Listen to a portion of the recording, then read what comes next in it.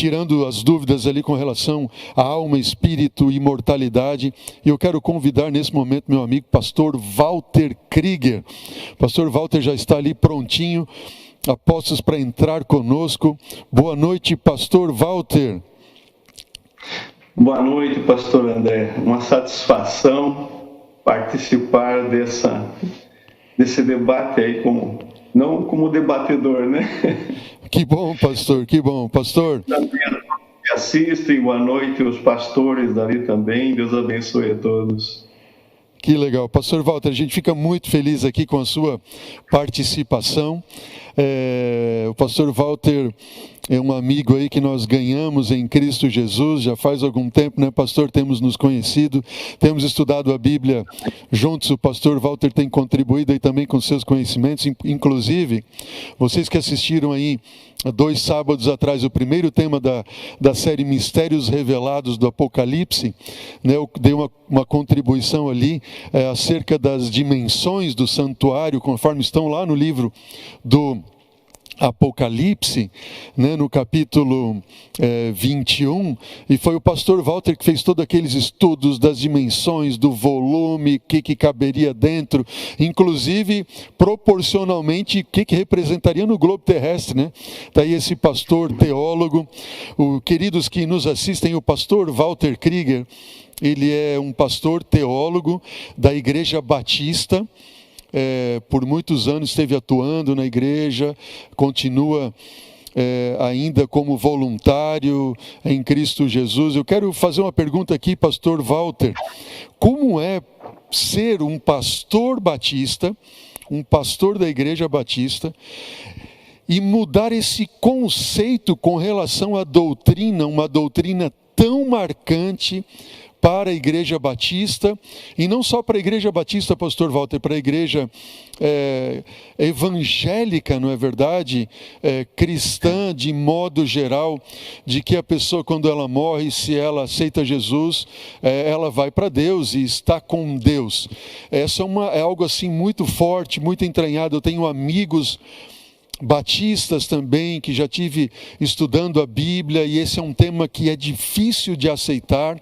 Quando você olha na Bíblia a claridade, né, que a pessoa que morreu, ela dorme, são 58 vezes que a Bíblia fala que a alma que pecou está dormindo, o ser que pecou está dormindo, e assim por diante. Pastor Walter, compartilha conosco, como foi para você, pastor, se deparar com esse estudo, né, e mudar a sua percepção e ter hoje uma outra percepção acerca desse assunto. Conta pra gente um pouquinho, pastor. Olha, pastor André, primeiro eu precisei enfrentar a formação recebida desde a infância, desde criança, que a gente escuta falar, né? E foi solidificado na formação teológica, inclusive. E a gente ensinava isso. Eu ensinei, pregava sobre o estado intermediário, inclusive, preguei várias vezes sobre isso, e também, diante da posição de toda a cristandade, praticamente, né? E a minha dificuldade também foi que o adventista era considerado assim como seita por muitas denominações, né? Coisa que eu também precisei enfrentar, né? E o desafio veio também escutando as mensagens da TV Novo Tempo e indo ali na Igreja Adventista do Jovevê, que eu precisava levar o meu vizinho. Era já de idade, ele queria ir na Igreja Adventista, e eu me voluntariei, levando eles todo sábado na igreja. E aí eu escutava as mensagens, aí comecei a questionar essa posição. Foi difícil fazer uma revisão teológica frente à tradição cristã como um todo, mas eu achei necessário fazer questionamentos, principalmente eu questionei porque tem grandes teólogos de influência teológica muito grande que fizeram esses questionamentos e também mudaram de posição, né? Então essa foi como eu enfrentei essa situação. Pastor, obrigado aí pelo seu se colocar na posição do Senhor, né? Como um pastor da Igreja Batista, que tem essa compreensão desde a infância, né? Que pregou sobre isso, que defendeu, que ensinou sobre o estado intermediário e assim por diante, que reconhece, pastor, que isso não é somente uma questão da Igreja Batista, mas da cristandade ali praticamente como um todo, né? E de repente se deparar com aquilo que o senhor falou, com uma seita, né? A seita adventista, que não é uma igreja, uma seita. Como é que o senhor olha hoje, pastor, a Igreja Adventista do Sétimo Dia, a sua ideia, a sua compreensão com relação a uma seita e assim por diante?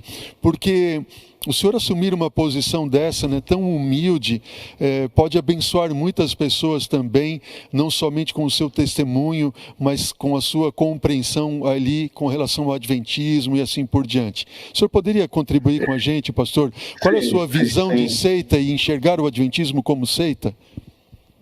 Não, hoje não, né? Hoje não mais. Não. Porque escutando as pregações, lendo sobre as doutrinas adventistas, eu pude perceber que, na verdade, seita a gente define como seita com relação à salvação por Jesus, a doutrina da justificação, as coisas mais básicas, elas devem definir se aceita ou não.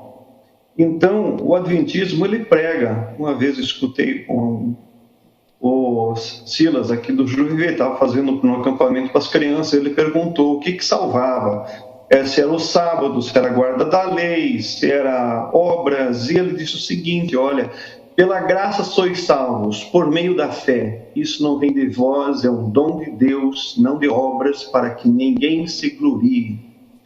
E ele citou, inclusive, João 14,6, eu sou o caminho, eu sou a verdade e a vida, ninguém vem ao Pai senão por mim. Então, para mim, se resolveu isso, ou seja, a salvação é através de Jesus. E outra coisa, o assunto trindade. A gente, batistas e adventistas, creem da mesma forma na trindade. O batismo também é por imersão, a justificação é pela graça por meio da fé, a santificação é o Espírito Santo que produz em nós. Nós fomos salvos, estamos sendo salvos e seremos salvos na eternidade. A obra de Jesus Cristo, o Espírito Santo, Deus Pai. E existem doutrinas que são específicas do adventismo, né? Por exemplo, o sábado, a justiça,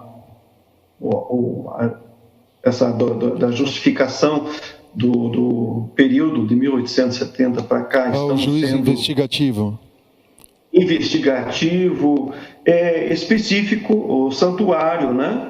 Inclusive, do santuário eu não vejo tantas diferenças, porque a gente crê praticamente igual, né? O santuário, o tabernáculo, as aplicações do Novo Testamento, Hebreus, é praticamente a mesma coisa. Então, eu não vejo mais dessa forma como seita. Eu acho que são irmãos em Cristo Jesus e, desta forma, precisam ser enxergados para mim, né? Pastor, hoje o senhor entende, então, conforme nós temos estudado aqui nesse tema, né, desta noite, sobre a imortalidade condicional da alma, né? Ou seja, aquilo que Jesus disse, né? Porque Deus amou o mundo de tal maneira que enviou o seu Filho unigênito, para que todo aquele que nele crer não pereça, mas tenha vida eterna. Ou seja, há uma condicionalidade para viver eternamente, é crer em Jesus, e só aqueles que crerem terão a vida eterna. Não é uma questão de que quem não crê vai ficar vivo ainda no inferno, e assim por diante. Pastor, que implicações o senhor acredita que teria isso na vida de uma pessoa, certo? Que não crê na imortalidade condicional, crê na imortalidade incondicional da alma. Existe alguma implicação até mesmo com relação à salvação dessa pessoa? O senhor poderia nos ajudar nessa questão, não? Pois olha, quando eu precisei estudar bastante para ter essa visão diferente, precisei estudar desde que como é o homem formado, né? E isso com base não lendo assim, informações, mas eu queria formar minha convicção teológica sobre esse assunto. E aí eu precisei ir pesquisar, por exemplo, esse livro aqui do Samuel Bacchiocchi, né? Estudei esse livro de capa a capa, John Stott, F. Bruce, Karl Barth, Emil Brunner, e Lutero, Atkinson, inclusive o William Tyndale, que é um especialista em grego, ele diz assim: eu não estou persuadido de que eles já estejam em plena glória. Então, frases assim, eu precisei verificar de como montar essa minha convicção agora de que o homem é um ser integral e que o dualismo é base no conceito grego, que a tradição grega, Platão, os órficos, eles acreditavam, criam na transmigração das almas, e tudo isso eu fui montando, né? Então, a 1 Coríntios 15 diz que os que são em Cristo ressuscitarão na sua vinda. Então, eles ressuscitarão ainda. E João, ele diz: todos os que se acham nos túmulos ouvirão a sua voz e sairão. E o entendimento sobre o inferno, o uso da palavra dormir, que sempre que Jesus se refere à morte, ele usa a palavra dormir. O apóstolo Paulo, no Antigo Testamento, então, e Jesus diz assim: olha, as palavras que eu digo são espírito e são vida, né? Então, tudo aquilo que Jesus fala, a gente tinha que prestar atenção. E isso foi montando a minha convicção, né? Na verdade, o que deu a cereja do bolo para a minha convicção foi o Dr. Rodrigo Silva, quando ele falou numa exposição que ele tinha defendido uma tese de doutorado. Eu fui atrás da tese e eu vi que, lendo a tese, tenho aqui em casa um resumo da tese dele, quando Jesus diz: hoje estarás comigo no paraíso, baseado em Lucas 21:43, o Rodrigo Silva, na tese dele, ele vai, em 5 anos, ele chegou à conclusão de uma regra gramatical do grego koiné, de que o uso soi lego semeron mei emu, né? Te digo, hoje estarás comigo no paraíso, que a regra é a seguinte, que quando existe o pronome verbo e advérbio, o verbo se liga ao antecedente. Então, são coisas que eu fui colocando e juntando até chegar a essa convicção. E eu vi que essa influência da imortalidade, ela pode produzir o seguinte: a dualidade, corpo e alma, a imortalidade, ela pode nos levar a certos pensamentos, como, por exemplo, o corpo peca. E o espírito é puro, é nova criatura, ele não peca. Já existem pessoas que pregam isso. Emil Brunner, ele diz o seguinte: o mal não é o ato do espírito, mas da natureza sensual e não o pecado. Dessa forma, ele retira o aguilhão do pecado para a carne. E o homem como um todo não é pecador, mas a carne é culpada. Eu posso terceirizar a responsabilidade.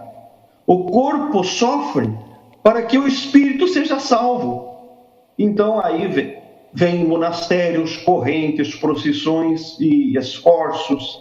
E o Bacchiocchi, ele diz também que o dualismo é uma das razões para o surgimento do secularismo no mundo atual. E na missiologia, eu pensei o seguinte, eu deduzi o seguinte aqui, que o dualismo, corpo e alma, cria uma influência de vida secular. Uma separação, vida secular e vida espiritual. Eu não enxergo tudo é espiritual. Comer é espiritual. Fazer exercício físico é espiritual. Conversar é espiritual. E tudo isso nós estamos em Deus. Então não tem como separar. Ou seja, pastor, seria uma influência espiritual ou para o bem, para Deus, ou uma influência espiritual para o mal, que pode me levar à morte eterna, e não para a vida eterna. Eu achei interessante, pastor, que o senhor mencionou ali, terceirizar, né? Tipo assim, eu não sou mais culpado por isso, enfim, eu estou colocando nas costas do meu corpo que é mau, pecador, tudo isso, meu espírito que é bom. E também tem uma outra coisa, né, pastor, que seria a questão de que eu então não preciso cuidar do ser humano como um todo. Eu posso só cuidar dele ali para pregar Jesus, para ele ser salvo, mas ele pode continuar usando drogas ou usando coisas prejudiciais à sua saúde, à sua vida, porque o corpo é mau mesmo e vai morrer. Seria isso, pastor? Sim, a ênfase maior, inclusive, desde quando o Nilson Fanini vinha para Curitiba fazer cruzadas, e a ênfase sempre era essa, é a salvação da alma. Não é da vida integral, holística, né? O cultivo da alma parte do corpo, a alma que importa. Então eu investo na disciplina da alma. Eu abandono a disciplina do corpo, cuidado do corpo, porque 1 Coríntios 6,6 diz: o corpo é templo do Espírito Santo, mas quando eu faço a separação, eu não preciso cuidar muito do corpo, eu posso relaxar com o corpo, não tem problema nenhum. E o especialista William Tyndale, né, ele coloca assim que a pessoa morre e vai para a glória. Se ele vai para a glória, a alma vai para o céu, né, é vão pregar a ressurreição da carne, pois a esperança da imortalidade está na esperança da ressurreição. Isso significa então que o próprio Cristo Jesus ressuscitou em vão? Pois é. Porque ele não serviria mais como uma esperança de que nós um dia iremos ressuscitar. Entendemos, pastor. Pastor Walter Krieger, meu amigo, eu quero aqui te agradecer a esse amigo de coração pela sua participação aqui conosco nesse programa, dando o seu testemunho, compartilhando dos seus conhecimentos e também da forma como você chegou a essa conclusão bíblica, não é verdade? Que não é meramente um ensinamento adventista, mas é um ensinamento bíblico, né? E por isso o senhor passou a crer nesse ensinamento bíblico, né? E louvado seja Deus por isso. Pastorzão, conto com a sua participação aqui outras vezes em nossos programas. Muito obrigado. Deus abençoe a você, Cláudia, os seus filhos lindos aí. E que Jesus volte logo quando a gente vai estar para sempre lá no céu com Jesus. Obrigado, pastor. Amém. Grande abraço. Deus abençoe ricamente. Estou à disposição. Ok, queridos que nos assistem, nós chegamos então ao final do nosso programa dessa noite.